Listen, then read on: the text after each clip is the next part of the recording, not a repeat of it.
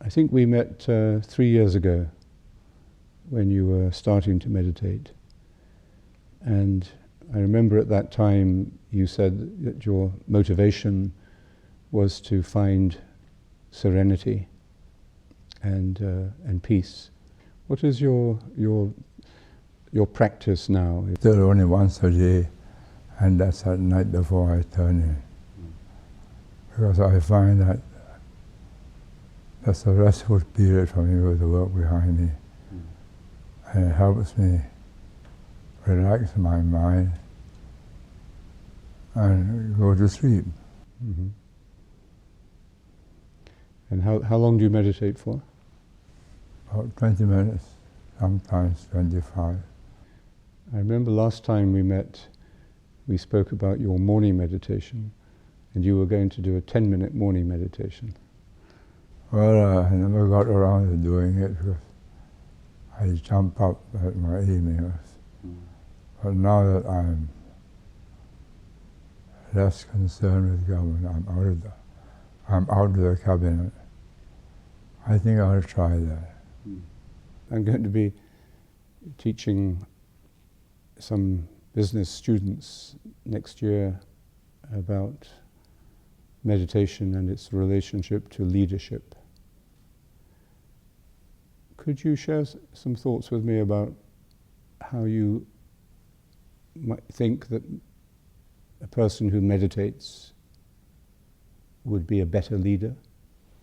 Could you see that connection through your own experience? Well, my own experience is when I'm stressed to make a decision, I stop and meditate first. And at the end of the meditation, if I'm still of the view that I should proceed, then I proceed.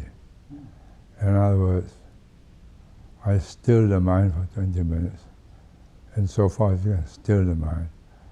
But the question is still going around in my mind. And after the meditation, I thought, well, that's enough of it. Let's make up our minds. So it gives you a kind of detachment from the emotional aspects of the decision. Yeah, very interesting. So would you do that during the day, or would you leave that till the evening? Oh, I do that during the day when I have a problem to resolve and it's irritating me. I see. So you would just sort of interrupt the flow of the day and stop and meditate if you had a big problem to deal with? Well, Coxon has given me something which I put on my computer. 5 minutes, 10 minutes, 15, 20, 25, 30. So depending on the stress I'm feeling and how long I think I need to vegetate this problem in my mind whilst it is still, I choose the timing. So if it was a smaller problem, you'd maybe only take 5 minutes. Well, if it's so small a problem, I don't think I'll bother. Your comments on meditation and your sharing your own conviction about it, I think really will help many people who carry a lot of responsibility or power in their lives to see in meditation a way that they can have clarity and balance. And supposing Hitler had taken to meditation, would he have embarked on such a wild and dangerous course to capture Western Europe and Russia all in one go? I think there's a lot to be said for having great leaders of big nations before they embark on a project to sit down, not for a few minutes, but for a few hours each day, meditating on the wisdom of it all. Let's think this over for a few weeks. Let's meditate. So you would give that advice to world leaders today? Yes, I would, before they embark on any use of force. you think you could ever persuade world leaders when they come together for their summit meetings or important meetings together to begin their meetings with meditation? I think that they think it rather odd. Yes, I think they would. They've come to discuss serious problems, to get grievances resolved, and you're asking me to meditate. Okay, I think it would be difficult to persuade them, but would you advise them? Yes, I would advise them. But then they must have been convinced by their own experience of meditation. In your book, Hard Truths, you spoke about meditation in one section and said that you thought it would be a good thing to introduce it into schools. Yes. Could you say something about that, and would you recommend that to? First, the teacher must be in acceptance of the virtue or the value of it. I would have no doubt that with the proper teachers, you'll have a more orderly classroom. I have to say a 10-15-minute meditation before lessons begin. Because we live in a very pluralist society, in any classroom today you're going to have children of different faiths or different faith traditions. They may not be practicing their faiths, but they've been formed by them. Would you agree that meditation has, in a pluralist society like ours, especially like Singapore, that meditation can help to unify a diverse group like that? It shows how intrinsically close to each other we are as human beings.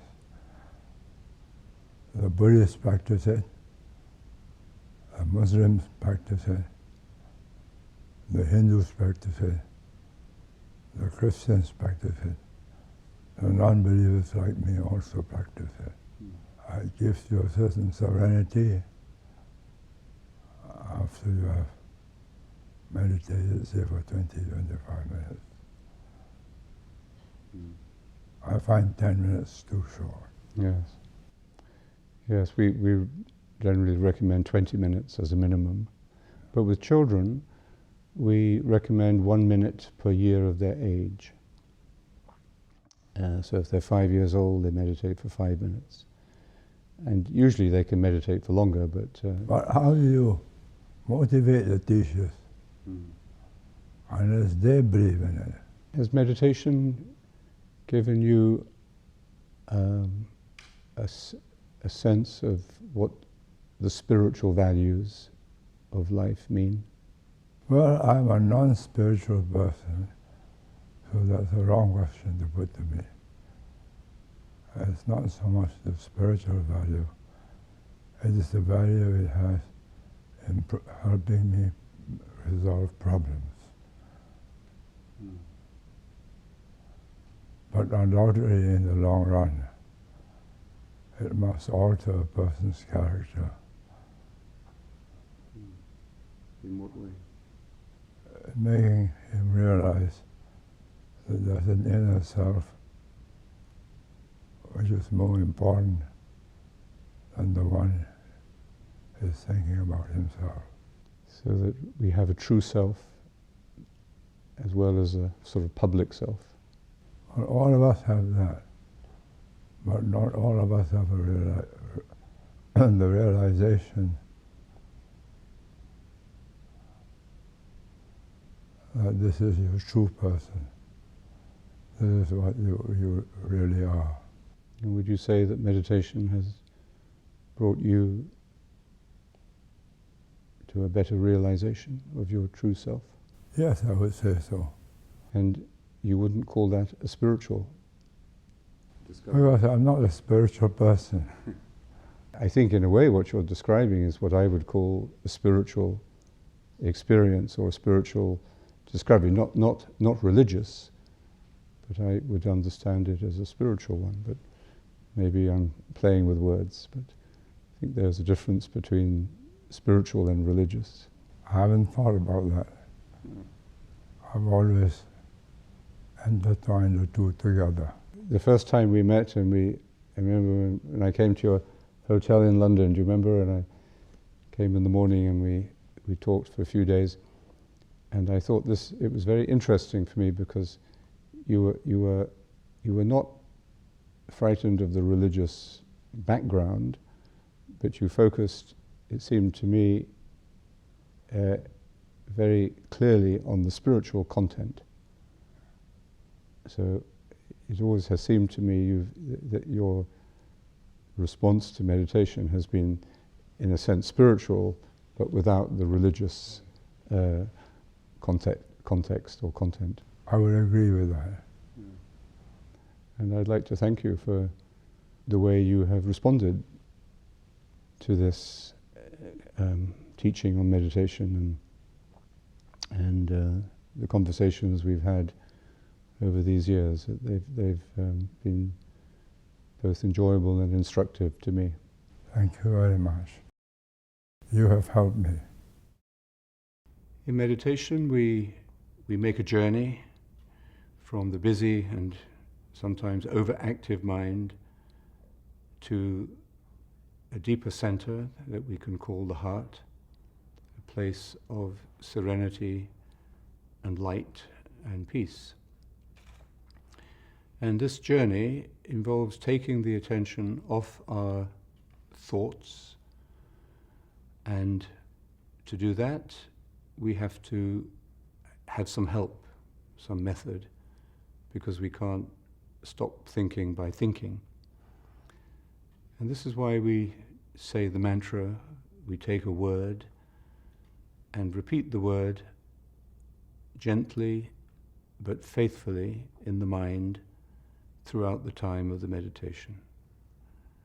As thoughts arise, we allow them to fall away, and when we become distracted by our problems, by our plans, by our memories, we return to the clarity of the mantra. We return to the word continuously. And in doing this, we are really developing three essential elements. The first is silence. You could say that meditation is the work of silence, because it is the work of attention. When we pay attention, we are in effect becoming silent, because we're becoming focused and concentrated.